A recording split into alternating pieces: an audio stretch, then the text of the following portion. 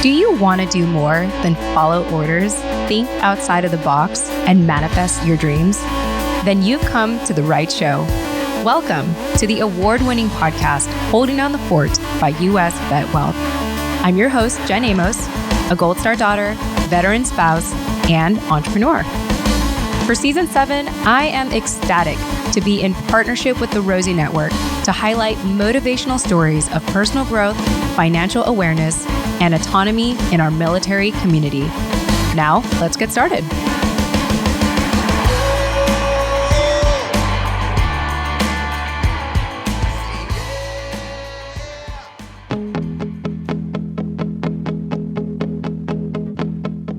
Hey everyone, welcome back. Jen Amos here. Got a quick question for you. Have you ever found unexpected inspiration from a movie that led you to make a significant career choice? Well, for Dr. Kenneth Gay, it was the 1989 film Lean on Me, starring Morgan Freeman. So I am fortunate for this episode to be speaking with the founder and CEO of Kenneth Gay Education, Kenneth Gay himself, he goes by Ken, to learn about how he works in education while being a newly promoted colonel in the United States Army Reserves. Congrats, Ken. Ken is also a 2022 Service2CEO Alumni and the Alumni Program Lead at the Rosie Network. In fact, a lot of my interactions with the Rosie Network in putting the show together, he has been involved in a lot of those conversations. So shout out to you, Ken. Look at you doing double duty, like with everything in life. And you'll hear all about it in this conversation about how he tends to balance two things at a time, like all the time. And so it was great working with you. And also shout out to Trisha. It's really because of Trisha that this partnership is really possible. And I know, Ken, you've been involved in, making sure that the ball is rolling with this project. So thank you for that. Here we are. We made it. We made it. Season 7 of Holding Down the Fort, podcast.com, episode 161. And so in this episode, Ken shares how he started his military career to help pay for college. Inspired by Morgan Freeman's role in the film Lean on Me, he worked his way up from teacher to principal and central office positions. Then, with the help of the Rosie Network, he learned to apply his experience from his education and military career to creating his company, which provides social emotional learning training to the most challenging schools in the country. In addition to his work with the Rosie Network, Ken is also the board president of 3KRG Investment Group. Now, if you want to get a hold of Ken as you're listening to this conversation, check out the show notes of this episode. All of his contact information will be there. Or you can visit your browser, holdingdownthefortpodcast.com, and in the search bar, put in the numbers 161. That's episode 161 with Dr. Kenneth Gay. And you'll be able to find his episode and find all of his contact information there. Whether you pull up the browser on your phone or via desktop, our website is mobile friendly. Either way, pretty flexible. And this episode is ad-free. This conversation is ad-free thanks to my company, U.S. Vet Wealth. We are all about working with military retirees who are about 3 to 5 years away from transition that are, focused on the most important thing, which is to find that next job, in post-military life. And what we have come to find, though, is that for our military retirees, for them, maybe working another 10 years sounds like a great idea. And they want to make sure that they have the finances in place to ensure that they can do another career for at least 10 years and then be able to retire. Well, at U.S. Vet Wealth, we are so fortunate to offer solutions in the private market to ensure, provided that you qualify, it's always about that as well. I don't like to make 100% guarantees here. Provided that you qualify for options in the private market to potentially, enjoy your post-military life, maybe with another career for 10 years, if that's how much longer you want to work, and then be able to retire. So again, no promises. There are qualifications to this. I got to set that disclaimer or asterisk next to what I'm saying. But if you do want to learn more about it, check out usvetwealth.com. That's US as in United States, vet as in veteran. So usvetwealth.com. So usvetwealth.com, we offer free inquiry calls, free audit calls, 15-minute inquiry calls, and even audits of your financial situation. Go ahead and check it out, see if it's for you, and we'd love to chat with you. And once again, this is all possible. Like Holding Down the Fort is possible thanks to my company. So thank you so much for listening. And I really, really hope you enjoy this ad-free conversation with Dr. Kenneth Gay. And stick around afterward in the outro for my commentary, for my post commentary. All right, enjoy.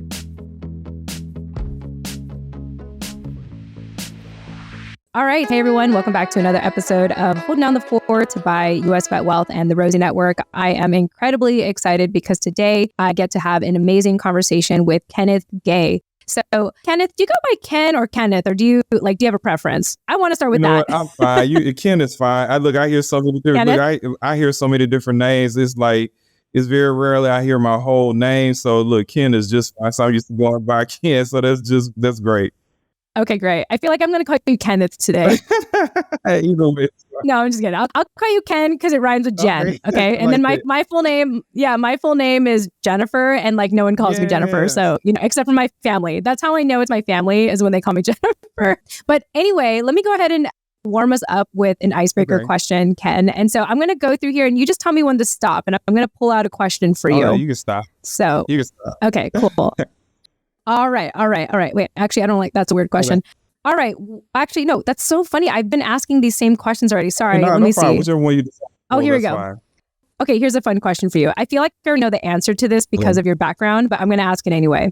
Are you typically an early, on time, or late person when it comes to showing up at a specific time? Oh, I would definitely say this. I would have to say that I'm an early person, and it's been since a kid, because usually I was the first one up at my house to watch cartoons, and throughout my life, it kind of carried. I noticed with dealing with any type of organization, class, or anything, if I showed up early, a lot of times I wanted either my teachers, employees, or anyone I work with to know that, hey, if he doesn't do anything else, he's going to show up on time. And I've learned over time that just showing up on time, that people usually really appreciate that. But especially when I was in high school and college, I noticed that sometimes the teacher would give me a little bit more leniency if they knew I was on time and not causing any disruptions in class. So they kind of carried over to.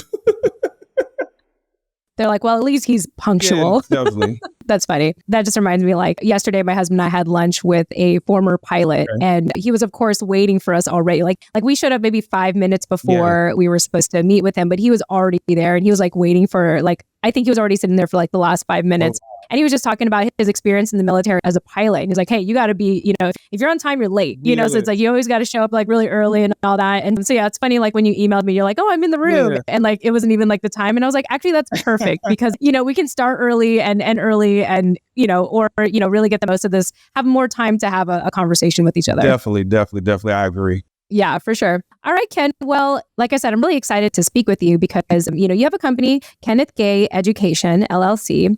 And I'm going to start with where you're at right now. We will get to the backstory. But can you give me just a quick snapshot of what life looks like for you today running Kenneth Gay Education, LLC? So what life looks like with running Kenneth Gay Education, LLC, I have the pleasure of working with school districts, primarily working with principals and teachers on social emotional learning and working with students as far as providing training for adult educators as well as parents with successful strategies to help students be successful in schools. And that kind of comes to my background with over 20 years of experience in the field of education. And it's so funny that, look, I've always had, I joked with someone the other day and just thought about it. I think I've always had at least 2 jobs since graduating high school, because even part-time, I'm in the Army Reserve, so I recently got promoted to the rank of colonel. So I am a brand new colonel in the U.S. Army Reserve. So yeah, congratulations, Ken. Look, and I start my new job next month as a branch chief as far as working on the Observer Controller Trainer Unit. So it's one of those things that I'm very passionate about. But with Kenneth Gay Education LLC, I would say that with my educational background, starting my own company and being inspired, I've used the strategies I've learned as an educator as well as a military soldier to help with my business. Because one thing about the military, you have to work with diverse groups of individuals. They come from different backgrounds. They accept people just how they are or what have you. And with the field of education, it has taught me that if you truly believe in what you're doing, you can make a positive impact. So I saw myself wanting to create a business so I can reach individuals more and I can make a larger impact instead of in a small scale. It was a way of me helping being able to just scale some of the effective practices I was just normally doing in my regular jobs at school districts previously that I can just, create into a business for myself and create jobs for others. Yeah, absolutely. So tell me what came first, the military or your educational career? So they kind of, you know what, I'll say this, the military kind of came first because I started off in the National Guard. So it was a means for me to pay for my education. So while I was going to college, I was actually, I started off, believe it or not, as an enlisted soldier, as just a private TV1. And later, while I was in school, just tried to do the right things that I was supposed to do and ended up becoming a non-commissioned officer for a while. And then I was getting my OCS. I was getting OCS packages, was Officer Candidate School package, like my junior year of college. So I said, you know what? I think I might decide to actually be an officer because I've had a chance to, be an enlisted and a non-commissioned officer. So that's how they kind of came about. So the military actually started first, but I went into the field of education because I was inspired by a movie called Lean on Me, which is portrayed by Morgan Freeman, in which he was a principal in a tough high school. And I saw myself going, in high school, I saw, prior to going to high school, the high school I was going to attend was a pretty much rough high school. And it was the first time I saw an African-American gentleman that looked like me in that movie being portrayed that had on a suit that wasn't a pastor or a preacher, trying to preach the gospel. I'm a Christian, so I believe in the good, and the man upstairs and all that good stuff. Yeah. But I was inspired because I saw him want to make a difference in the community. So I immediately went into the field of education in college, which kind of served me well. So I started off as an elementary teacher. Later, I became an elementary assistant principal and then became a high school assistant principal. And later, I was blessed to be a high school principal of over 2,300 students. So that was a rewarding experience. And then I received a promotion to central office and I served as the executive director of administration, which I was responsible for discipline and helping students get on track throughout the whole district-wide with over 22 schools. And worked with the juvenile justice system with a couple other school districts that had students that were kind of like in and out of juvenile incarceration and going back and forth between the schools. Yeah, well, I think that's really amazing. And, I know that even for myself, like growing up, representation in media was always kind of aspirational. We never really see a lot of our faces. And so, in today's generation, you cannot like miss a commercial without like at least for me, one Asian person in it now. So it's great to see diversity in media. But, I imagine at that time, considering how you mentioned, like a lot of Black men would typically be a pastor or a priest, for you to see a different kind of profession and to see, Morgan Freeman doing it well. I imagine that was very impactful to the point that you were balancing two completely different careers, the military and your educational career. And I have to ask, Ken, is there any similarities between the military and your education and the educational career? Yeah. So, I could tell you this when it comes to the leadership style. Yes, I took on the role. So one of the things I didn't share, I was blessed since I've been in the military, now I'm in the Army Reserves, been in reserves for a while. I've had the opportunity, I'm just going to say it from a leadership standpoint. I've had a chance to serve as a company commander and a battalion commander. So usually I'll get asked often, hey, what was harder, being like a battalion commander, a company commander, or being a high school principal? And I often tell individuals that probably being a high school principal, because on any given day, I can't control what would happen if a student had a bad day. With over 2,000 students, you had over 2,000 personalities. You had to compete with social media. And also those students, even if they didn't have two parents in their home, you can multiply that 2 times 2, so that's the additional 4,000, that anything can happen. But one of the greatest things that helped me out with being in the military was being able to set up systems. So really, I took the approach of a school, looking at, my assistant principals as like first sergeants, company commanders. So I never would completely tell individuals that, but I love hiring teachers that were former veterans. That didn't matter what branch they served in, whether it be Coast Guard, Navy, Marine, Air Force, Navy, Army, or whatever, Marine Corps. But one of the things that I'd often have them saying, hey, Doc, you actually are setting this up kind of almost like a military style. And that helped out with the communication flow with the teachers, being able to build teamwork and building teams. And to be honest with you, if it wasn't for the military, the structure that I had as far as with working with systems, I'd have had a very difficult time. So it's one of those things that I'm pretty sure they've had some others do it before. But with me being blessed to have the opportunity to serve, even now still serving the military simultaneously, as far as with education and being in key roles where decisions, as a commander, those decisions come down to what you kind of do from the information you have and as a building principle. But literally, had it not been for the military, I literally had went into a high school that literally had like 5 high school principals in a matter of 5 years before I got there. Wow. As for 4 years. And literally, it wasn't even about me, but it was the skills I learned in the military about winning the hearts and minds of the individuals there and building teams. So I've kind of worked both of them kind of back and forth. So it's kind of like, I don't even, to be honest with you, I think I would have had a hard time being somewhat reasonable. The few successes I've had, well, I've had some, I'm trying to be modest, but the successes I've had that, I'll be honest with you, I'd have had difficulty having them without, doing both at the same time. Because I kind of lean each of the two to, because even with soldiers like, how are you always so easy to communicate? I said, well, I'm a teacher, a teacher at home. Even though I've been a principal in central office, at the end of the day, I'm still a teacher. So I know that you don't want to listen to me talk in front of the formation for like 4 hours. I want to, do activities and constantly moving. So I've been blessed to actually be able to just kind of, merge those two. And now that help me think when people would ask me about questions and things to do, I say, you know what, 2 years ago, I say, you know what, I'm going to bet on me and start up my own business, just doing the things that I know that can help and will help me reach just a broader audience.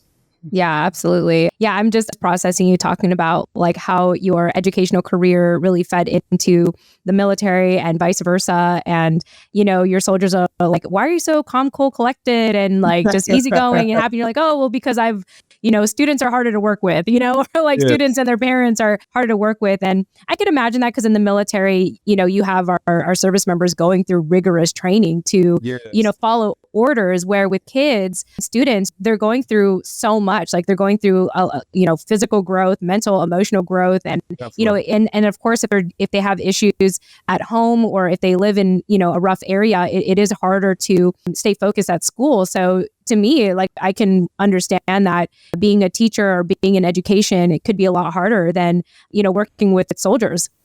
Mm-hmm. Jen, do you mind if I tell you just a very quick story? Because it's so...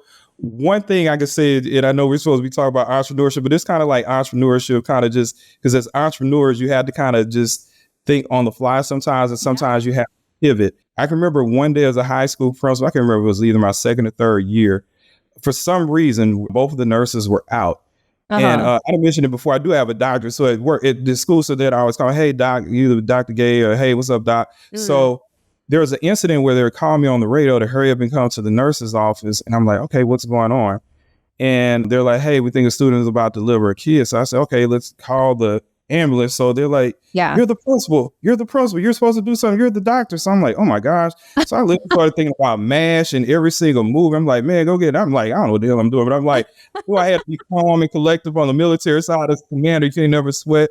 So I remember just trying to just see all these different little things and blah, blah, blah. And luckily the paramedics came before anything could happen. But you had people saying, oh, Dr. Gay delivered a whole kid. I'm like, I had to deliver a kid. But it was so funny that the staff that were in there, they're like, hey, how did you stay so calm? But, just like in the military, doesn't matter. Everyone in the military is a leader. And we were taught that, hey, even when things are, panicking as leaders, you still have to kind of grasp the situation, assess real fast and still try to keep everyone calm or what have you. So just kind of like with entrepreneurship, it's one of those things where sometimes you're going to be pitched curveballs where things could be going real great. And all of a sudden, something can happen real fast and you have to kind of pivot and utilize to the best of your ability the skills that you do know, or just try to use the resources to try to overcome those obstacles and still be successful. Yeah, I like hearing this because I've been self-employed for 12 years. And, I would say the first 6 years, I took a lot of things personally. I don't come from a family of entrepreneurs. So it was very new territory for me to like venture this while also having a family that says, hey, when are you going to get a permanent job and la, la, la.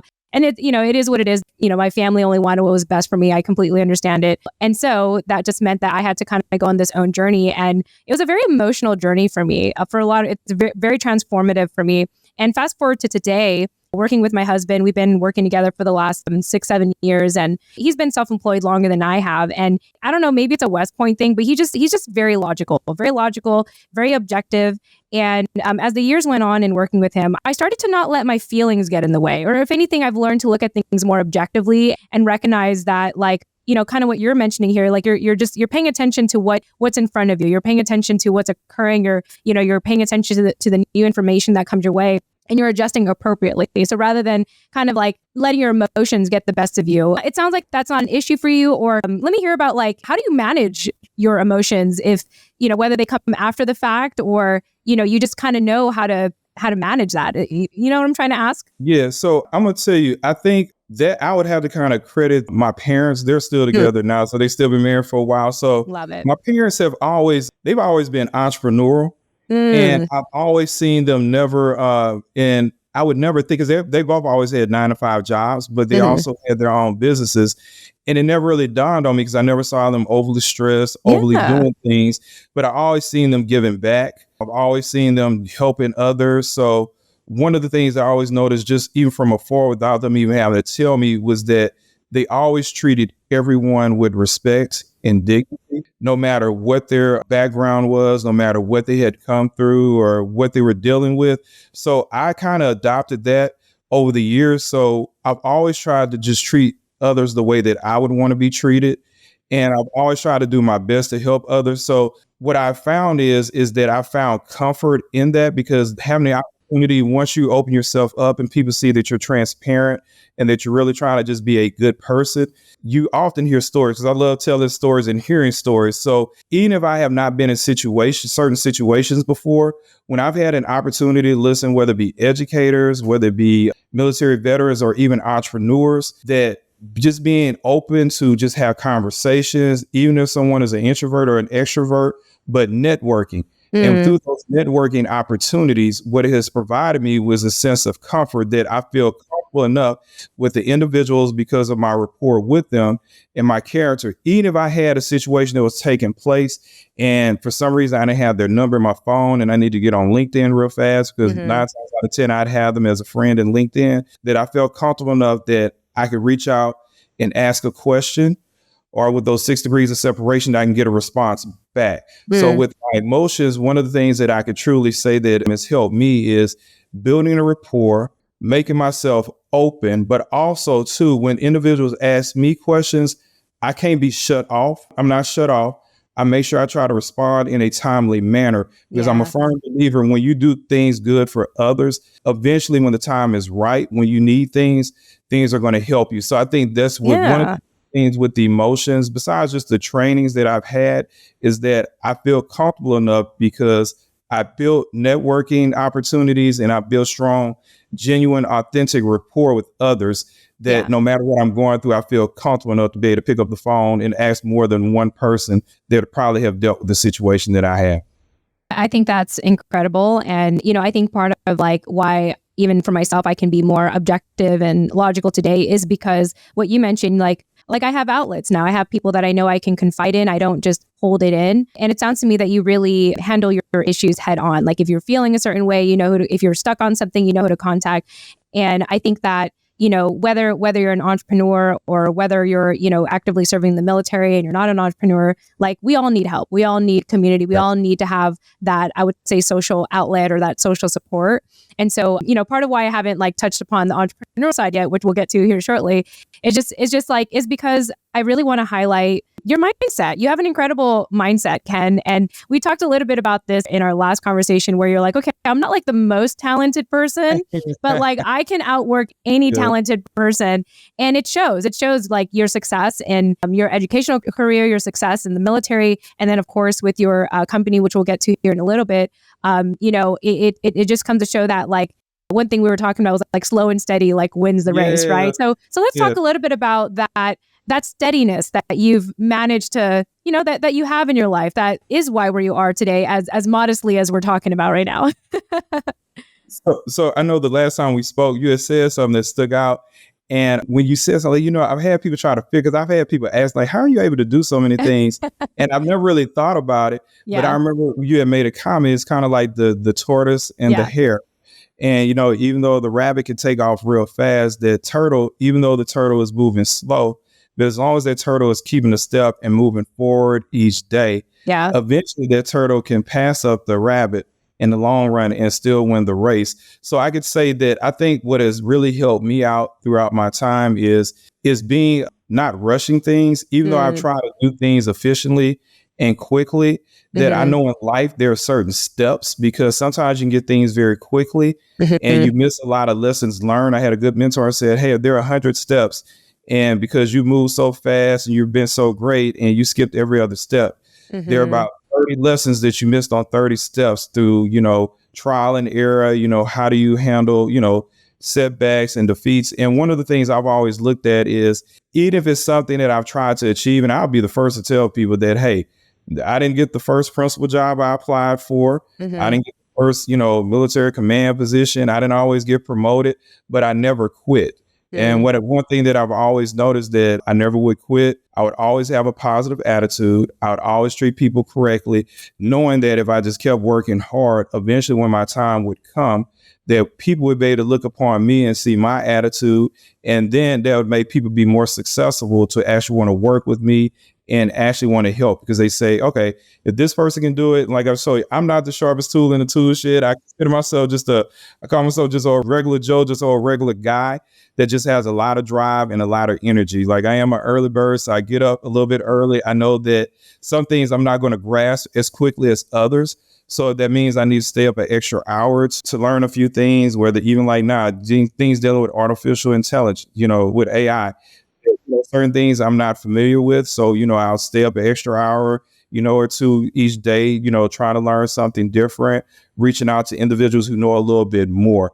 But the consistency of not ever giving up. I don't look at anything. I've never really looked at anything that I didn't get initially as a failure.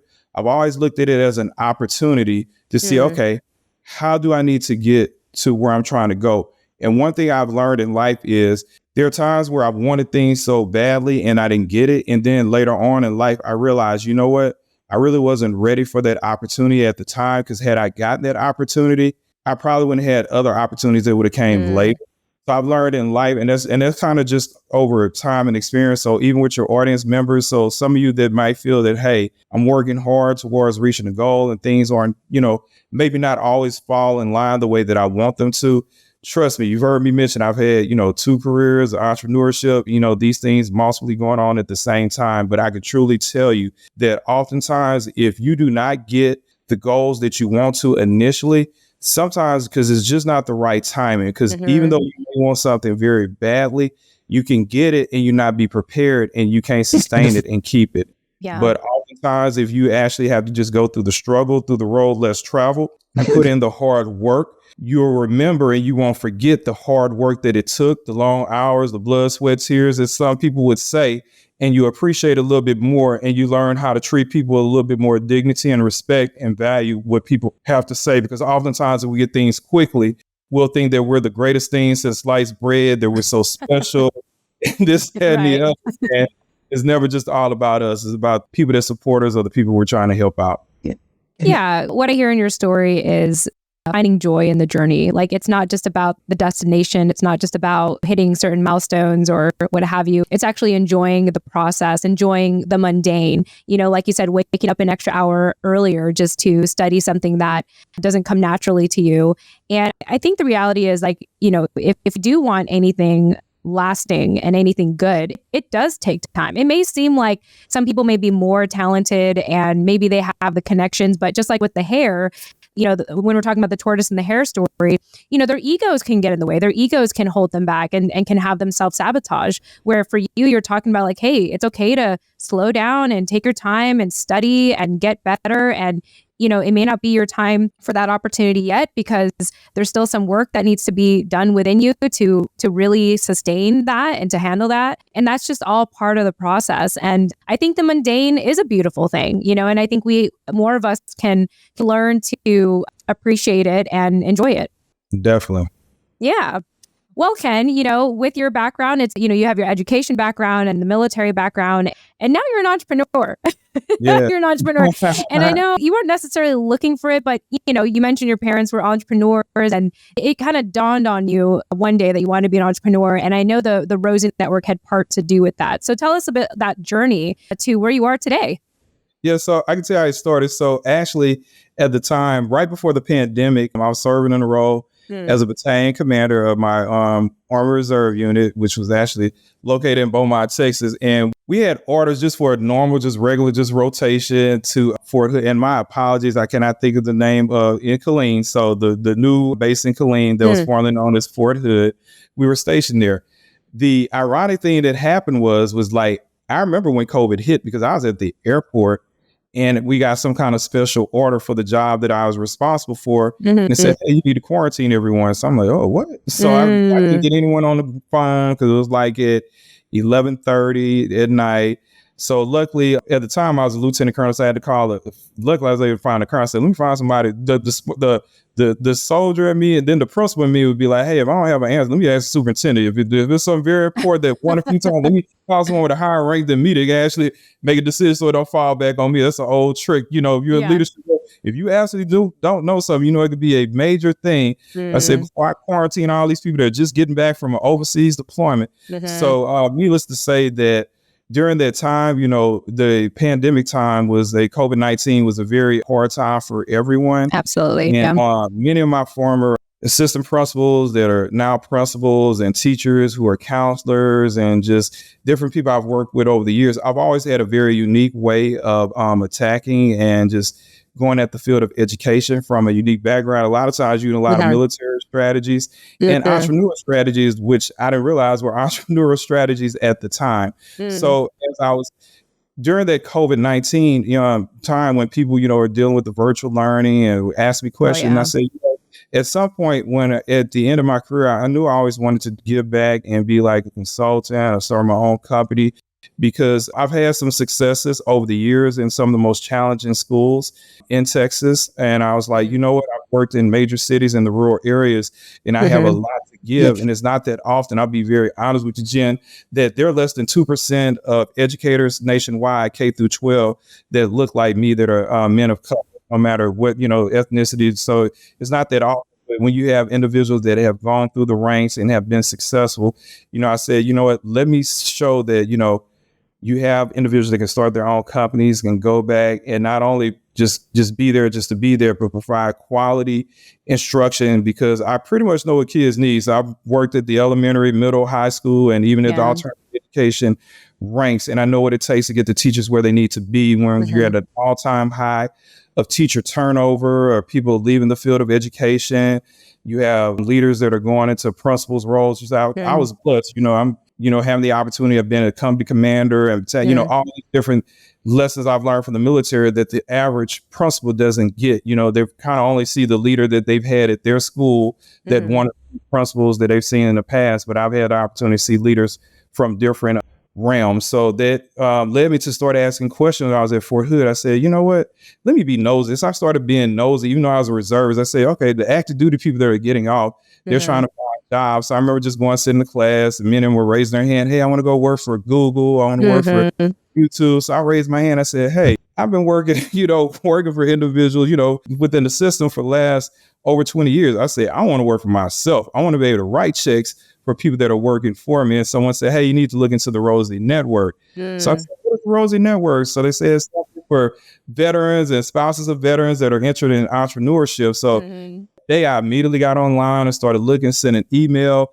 received an email back that evening, and actually literally provided the paperwork and started the class like 2 or 3 days later. And that has been a wealth of opportunity, because the Rosie Network is based at a great organization started by Stephanie Brown, that ended up providing a great opportunity for veteran entrepreneurs, no matter if you're at the ideology stage or if you're kind of experienced business. And what it did was help me find out exactly what problem I wanted to solve. What offers did I have to actually provide to customers? And hey, do people actually even want the services that I want to provide? So during the 10-week process, once a week, having a chance to be in a cohort. And the great thing was, Jen, it was free. You know, have the opportunity. So I learned a lot on how to start my own LLC, just so many different things. So by the time I came off active duty, I had a choice to make. And then at the same time, with one of my parents being very ill at the time, I knew that I was going to have to make some, you know, tough decisions regardless. And entrepreneurship, in my opinion, even though it might be scary to individuals, to me, I think is the greatest thing that you can do, because now you have an opportunity to bet on yourself. with your Yeah. skills and what you value and bring what you love to consumers. And it gives you an opportunity. You have to work. And some people think it's easy that, hey, as an entrepreneur, you just kind of do what you want to do. No, Yeah. you actually work harder. So as an entrepreneur, listeners, I've worked harder as an entrepreneur than I ever did as a high school principal or working in central office in a large district, or even as a company commander or battalion commander, which I ain't think you work that much harder. But the payoff and the reward is so much greater, just for the simple fact that when you're doing something for your own business, you notice I have the my KG for my logo for Kenneth Gay Education. So especially whenever you have on your own logo, it just means the world, because you're representing your product and your brand and what you stand for. Yeah. I mean, the Rosie Network is absolutely amazing. My husband actually went through their cohort program, I think way back in 2016. And so it's just really amazing to see how far they've come, and definitely got to give it to Stephanie Brown and the team for having expanded nationwide and helping our service members and our military spouses have a renewed sense of purpose, I feel, and a sense of control, whether they're still in active duty or when they transition out. But I just think it's so inspiring to see people in your position who want to do, like you've already had two established careers, too. Yes. Okay, two, not one, two. Yes. And several, even in the educational career, you worked your way up in so many different positions. And of course, obviously climbing the ranks in the military. And then you're like, I'm going to be an entrepreneur now. I'm going to be and, I really commend your continual desire for, personal growth, professional growth, having a servant leader heart and just wanting to help more and more people. And, this is just the new version of it. You're helping people at a greater scale with your company. And I really commend that, Ken. And I commend like how alive and how present and intentional and purposeful you're living your life right now. And how you have been for the last, basically your entire adult life, Mm-hmm. I appreciate it. Jen, I was going to add to that. So the other piece of that is this, that oftentimes you never know who's watching. So even though I had recently just like about a year and a half, 2 years ago, went through one of the cohorts of the Service2CEO program. So I encourage all your listeners to go out there, check out the Rosie Network website and look at the Service2CEO program. That I want to say a couple of months later, I received an email saying, hey, Ken, we heard some great things about you, and we were from your team lead that you participated with and some peers, and we're interested in you coming on board and doing some things with the Rosie Network. So right now, I'm gonna say for like the last 9 months, I serve as the alumni lead. So what my job is, which is great, is that I have an opportunity to talk to alumni that have recently graduated, or even those that graduated a couple of years ago from the Rosie Network, and provide opportunities for them to network, look at access to capital, and provide additional speakers to come in and speak with them to help them continue to grow and scale their businesses. So that's one of the things I could truly say as well, is that you never know when individuals are watching you, for those vets that are interested in entrepreneurship. And you never know that some of the individuals that you meet in life, that you never know who you'll be able to form partnerships with. And character and the way you carry yourself and the way you treat people really go a long way, because people will really remember you. The world is very large, but it can be very small too at times. Yeah. I'd love for you to talk about the story of a student who reached out to you recently and this is about the theme of like watering plants and the long-term impact of how you have been serving, not just in education, but the military and then now in the entrepreneurial space, but like to see the fruits of your labor come in the success of people. So tell me about the student.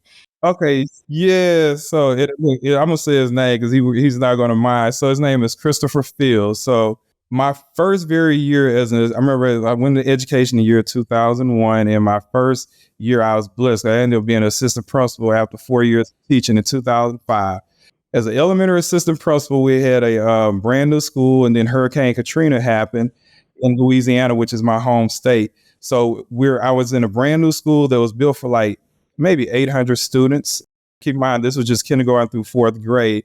And because of the storm happened at the beginning of the school year, we had an overflow of students throughout, everywhere. So our school went from 800 kids, brand new school, to about 1,100. So we ended up having to have trailers. Make a long story short, we had so many students there. I was the only assistant principal there, trying to just go off the little bit of knowledge I had as a soldier, just all over the place. But to make a long story short, we had a handful of students that, just like with any school, that need a little bit more attention than others. So there are kids that I'd have talks and conversations with all the time or what have you. So I want to say about 4 months ago, one of my good friends had called me because on my website, she said, "Hey, someone keeps trying to call you."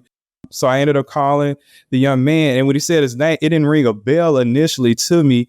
And he made me remember. He said, "Hey, Doc," he said, "you probably don't remember it." But when he said, "But I'm going to make you remember it." But he was a young man that was probably mischievous than most or what have you. He probably stayed in my office more than what he should have stayed. So I remember we had conversations and he talked about, "Remember you gave me these dog tags and this, that, and the other." Because when we being in the military, I had like dog tags and different things made, but all the students didn't know. So we had a handful of students I know that could have been challenging. So there'd be times where I put things in place that I had special things worked out with them that, "Hey, I know you have a hard time sitting in class all day, but hey, can you go 3 hours of not getting in trouble, 3 days out of 5, and we're going to do something." So I used to just try to do things to try to help some of the challenging students that just need a little bit more guidance and a little bit more attention. So I remember him sharing with me, say, "Some of those talks you shared with me really stuck with me later on in life." He said, "There would be times where I was going to get in trouble. And I thought about the things you said about believing in me and that the school believed in me. And not only was I representing myself, my family, but every single teacher that has ever worked with me. So that, you're going to make mistakes, but hey, don't let it put you down." So he kind of talked through some of those things. And later in life, he ended up going through the Navy and he ended up working. So he started his own entrepreneurial thing now with speaking, but he literally just got a job about 2 months ago, and he's actually going to be working with student behavior students. I said, "Oh man, that's a blessing." Interesting, yeah. I got full circle here. Yeah, played the trouble quite a little bit. And I said, but the blessing is that you're a success story. You were a student that was literally probably would have been in any statistics that people would have said, "Hey, if you didn't have any drastic intervention taking place in your life, you would probably be dead, jail, or what have you." But I said, you beat the odds. I said, so you're not speaking off of theory. The kids that you're going to be working with, they're going to have a blessing because you're going to be able to speak reality and facts, and you know what it takes to break through to some of the most challenging students or what have you. So the greatest thing about that was it felt good for him to share and to reach out to remember me almost like 15 years later or so. But the biggest takeaway was that it helped me to remind me to share this story because I don't really share a lot of things. I share things all quite a bit, but when people share things about me, it's one of those things that's hard. I appreciate people saying nice things, but it feels kind of weird when people say stuff to you. But in that situation, I said, you know what, I'm going to make sure I start sharing a little bit more because it's not about me, especially for whether it be with educators, whether it be with soldiers, or whether it just be the parent that's helping bring kids, even in the military to practice and helping out another parent, that the things you do, you might not see the fruits of your labor initially, but the young people that you're working with, or even people that you're working with, employees, they appreciate it and they see it. And you just never know that the things that you're doing now will always make a great impact. So sometimes we don't see the plants grow, but every now and then, I'm a man of faith. So sometimes I believe that, God just send you things to remind you that, hey, the things that you have done, continue to keep doing those things because they make a big difference. Amen. Amen. Wow. What a story and what a life you have lived, Ken, and continue to live. And I feel like in 5 to 10 years from now, you'll probably be doing something else to add to your resume. People gonna probably say, if you don't sit down today, I'll be like, when are you gonna sit down? But it actually brings me joy. So I tell people, hey, you only get one life to live. So whatever you feel that you can do that bring you life and energy, do it. There's nothing that should ever stop you from being able to do anything that you want to do. Because even with Jim with a podcast, that's amazing. Not too many people can say that, hey, that I have a podcast, that you have a business, that you've been working for yourself, for over a decade. Those things are so important that the work you put in, you don't have a guaranteed paycheck, but you have a guaranteed paycheck whenever you're putting out great products and it's making a difference in people's lives, because that when you're putting out positive things and it's making a difference in people's lives, you will never have to worry about paying your bills because they'll be paid for just all the things you're doing and you're just getting the fruit of your labors back. Yeah, I appreciate you saying that because working with my husband, he's always very forward thinking and he's always raising the bar for us. And sometimes I feel like we're drowning. But then like when I'm freaking out, he's like, oh wait, no, like we like made 5 figures last month. I'm like, Yes. well, why did you give me those financial, like things like that. Yes. And so I do appreciate you mentioning that. And, it is the journey of being self-employed. And I mean, thank God that the reality is if I do take a step back, I've been taken care of for this whole time. I've had a roof over my head. I've eaten well, sometimes a lot, like more than I probably should, especially during the pandemic, good times. And, and to just recognize that for me, there's a greater God looking out for me and providing for me and trusting that and trusting the journey and the process. And kind of going back to what you were saying earlier, like part of what I admire about your journey, Ken, is like enjoying the journey, enjoying the daily practice of personal growth, professional development, and, again, staying up an extra hour to just study if you feel like you don't know something as well. And there's a general joy I feel from you. And it's clearly because, you like to stay busy, you like to serve, you like to help. And, whatever you end up doing next 5 to 10 years from now, I'm sure it's going to be within the theme of serving and helping many people. Definitely. Yeah. Well, Ken, as we come to a close, I do want to, speak to our military community. And I'd love to hear you talk about like, what are our advantages as, let's say, veterans, spouses, and the military community as a whole compared to, let's say, our civilian counterparts. And I know one thing you mentioned offline is like the resources that are given to us to be successful. So can you tell us about that? Yeah, so, it's so funny. I got my little haircut. So I was at the barbershop the other day and I got to having a conversation and they were talking about, it's so funny. They were talking about entrepreneurship because the barbershop I went to was actually inside of a mall. I said, I remember when y'all's owner started this barbershop up like 8 years ago. And he's like, yeah, now he has 8 locations. I said, you know what? That's amazing. I said, because a lot of times you don't see, especially minority-owned businesses, in a major city and I live in Houston, Texas, that you can scale a business that fast and, franchise or what have you. And I was talking about it, and because I was mentioning things such as like, for instance, with veterans, we have wonderful programs out there such as Bunker Labs, Rosie Network. Those things are free. Uniform to Vet, the Wounded Warrior Project. Yeah. And these are things that are out there for spouses of veterans and veterans themselves that it provides you a network of individuals that are probably doing something, whether it be a nonprofit organization that you're looking into.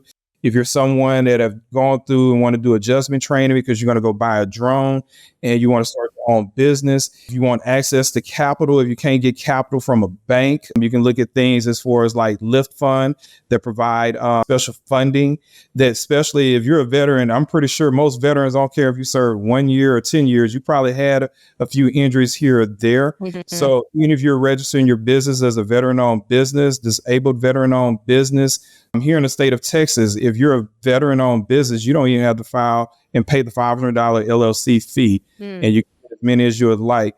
But you have things such as the Veteran Business Opportunity Centers, which are known as VBOC, Victor, Bravo, Oscar, Charlie, and they're regional. So no matter what state or city you're in, and the great thing is, hey, we know things happen. And even if you've probably gone through some type of separation or divorce, and even if you're the spouse of a veteran, you still serve no different than your veteran and you have given your time. These resources are often available to you as well. You have things such as the SBA, the Small Business Administration, that actually do have set aside special free classes for veterans and spouses of veterans. There are things such as Boost to Business, the revenue for your business. And one of the things too is that there are many pitch decks. Even if you don't know what you want to do, especially as a veteran entrepreneur, in many of your community colleges, no matter if you're in a large city or a rural city, there are oftentimes, if you just look into the business department, there are oftentimes so many different pitch deck competitions that you're basically putting together a PowerPoint or you're just speaking anywhere from 30 seconds to 3 minutes. And often those are times that can be things that can provide seed money for your company or your ideas. But the greatest thing to me that is with on the civilian side, what I've noticed that my friends that are civilian entrepreneurs, they're networking. They're having to go out and try to figure out, people that they've worked with in the past. Let's just say you're in the photography business and you might have friends you may meet at a conference every now and then. If you're a contract worker because you lay down foundation and build homes, your network is basically going to be people that's probably in your local city. But the great thing about being veterans is that even if you spent your whole life in the Guard or the reserves, that you've had to travel somewhere for drill. You've had to go annual training. You may have had some deployments overseas. You may have had some deployments here in the States. So that means you've come in contact with many individuals and you have a broad range of networks. So we already know that less than 1% of individuals have ever served into the military. So naturally, if I tell anyone that I'm a veteran, doesn't matter if someone is a veteran, they're not into the same political views, they're not into the same whatever views. At the end of the day, we have something in common. We're veterans. So it doesn't matter what branch of service that I've noticed that's the one true common ground that can bring people together that normally wouldn't be able to speak and have a conversation. That individuals that might be on different sides of the aisle, no matter when it comes to religion, no matter what, so many things going on. But at the end of the day, those that have served, we know that you have to come together no matter what the differences are with the individual. So I would say that is the most powerful piece being in the military, is that you have a strong network and you have a strong bond. So you've already been through like your basic training, your boot camp crucible, because even if you're a spouse of a veteran or even if you're a former spouse of a veteran, you know what it means to sacrifice. You know what it means to actually have to, have love of country and family, and knowing how to actually work with people that may not always see the same view that you have, but you're doing something for the common good. So I think that is the biggest thing, that once you say, hey, I'm a veteran, it immediately opens up so many doors to other veterans that you can at least ask questions to. Yeah, it's like you just have this network and family like all over the world, and we just get it. It's like once you connect, like again, like whether you're a veteran or a military spouse, or in my case, like having been raised as a military kid, like we all get it. We all served, in our own way. And, that's why I'm so grateful to, be here at season 7 of Holding Down the Fort, because I just can't get enough of these kinds of conversations where we share this commonality of the military life. So yeah, Ken, I feel like we covered so much ground with you. Yeah. We covered 3 different careers that you're doing all at once. Yeah. I love it. I love it so much. And I really thoroughly enjoyed our conversation. I just want to make sure that as we come to a close here, is there anything you want to make sure you share with our community here at Holding Down the Fort? Any final thoughts? Yeah, I just want to say, Jen, thank you so much. I just want to give a special thanks to you and Holding Down the Fort, and congratulations being on your 7th season. I'm very beyond thankful for the opportunity to be on your wonderful podcast. I truly appreciate your graciousness and your wonderful questions and your hospitality. I'd like to give a special shout out to Barker Labs that provided me an opportunity for entrepreneurship, and a super special thank you to the Rosie Network, who's my family that I work with now, that have provided so many opportunities for me through the Service2CEO program. And if you want to get some more information, you can find me on LinkedIn at Dr. Kenneth Gay, or you can look on KennethGayEducation.com. And I actually have a couple of books on my series called The Shoes, and it's basically me sharing a story that my first year as a teacher, they had some kids teasing a student because of the shoes he had on. And I ended up going to the store and buying those same pair of shoes for like $5 that had like Velcro, almost looked like bowling shoes. And I wore them for the remainder of the year. And it taught a lesson, because basic thing that I need the students to know, that your shoes don't make who you are. Yeah. Your character and your integrity make who you are. And your shoes can carry any door possible, but you make your shoes don't make you. So those books are available on Amazon. So you just look up Dr. Kenneth Gay and just put in the search, The Shoes, it'll pull up about 4 different books. But other than that, that's wonderful. Once again, I'm just thankful to just be a part of the show, and anything I can do to help Jen, just let me know with you all and your podcast.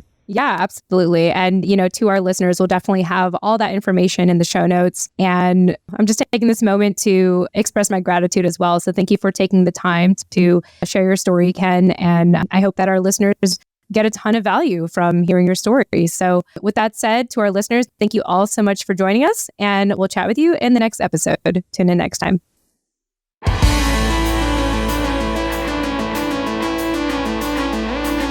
Hey, this is your host, Jen Amos.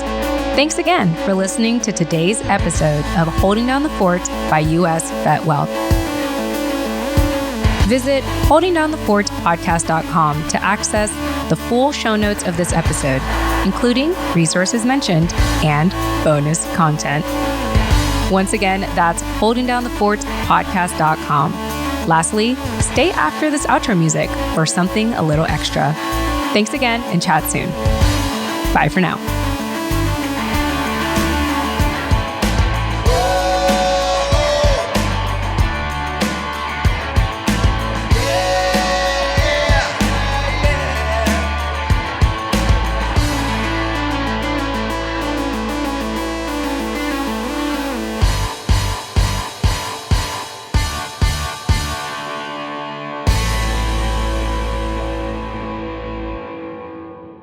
All right. Hey, thanks for sticking around in the post commentary to hear about what I have to talk about. I got to tell you, because I am doing this post commentary in bulk, by the time this episode comes out, I know that I'm going to have a ton of awesome content that I cannot reference here because I haven't come up with it yet, available in our free podcast portal. So if you are looking for bonus content, or you're looking to connect with me, or you're looking to connect with my company, or you want to learn about podcasting, or you just want to absorb more of the Holding Down the Fort by US Vet Wealth content. You want to absorb more of that for free. You can go ahead and visit holdingdownthefortpodcast.com/portal.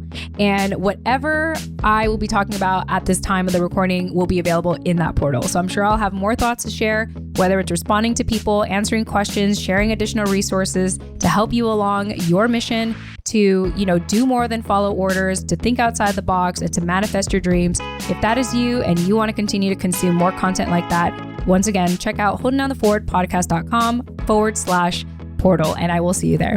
All right, that's it. This is a placeholder for that. I don't have anything else new to add at this time. Thanks again, Ken, for being on the show and also working behind the scenes to make the show possible. You're greatly appreciated. You and Trisha and Ebeth and everyone at the Rosie Network team. And I look forward to speaking to you all in the next episode. Tune in next time.